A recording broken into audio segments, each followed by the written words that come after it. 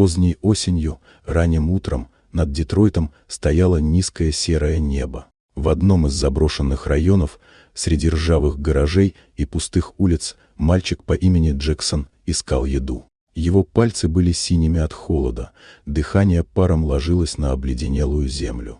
Он бродяжничал уже несколько лет, прятался от холода в старых фургонах, кормился объедками и почти разучился верить в доброту.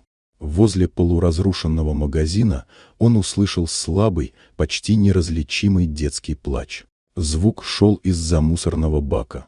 Подойдя ближе, Джексон приподнял крышку и увидел сверток.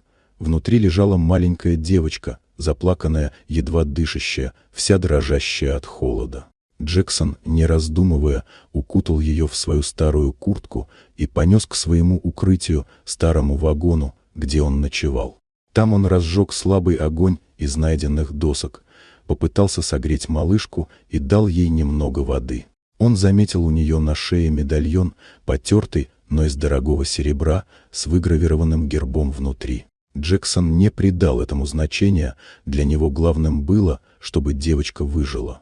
На рассвете он отправился в заброшенную аптеку неподалеку, где, как он знал, жила пожилая женщина. Она согласилась помочь, позже она вызвала врача. Когда тот осмотрел девочку, его лицо побледнело, по всей стране шли поиски.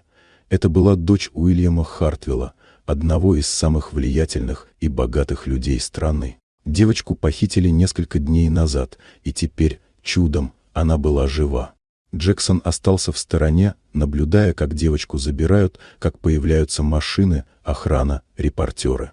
Он не знал, что делать, возвращаться в одиночество или надеяться на что-то большее. Он не ожидал благодарности. Но на третий день к вагону, где он жил, приехал автомобиль. Его нашли. Джексон понимал, что-то меняется.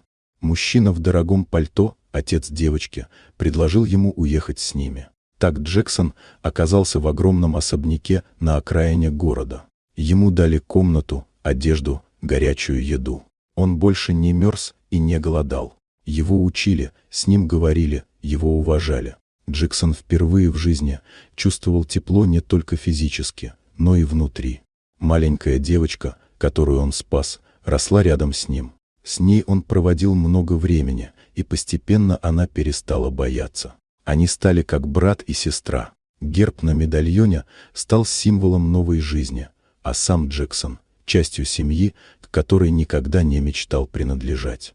Так мальчик, забытый обществом, обретал не только дом, но и свою судьбу. Вот такая удивительная история.